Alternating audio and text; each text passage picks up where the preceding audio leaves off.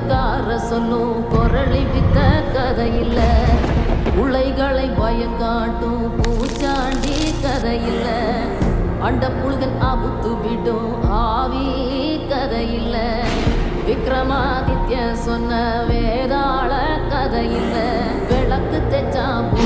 வரும் அல்லாவுதீன் கதையில்ல, இது தண்டட்டி கிளவி சொல்லும் தனியான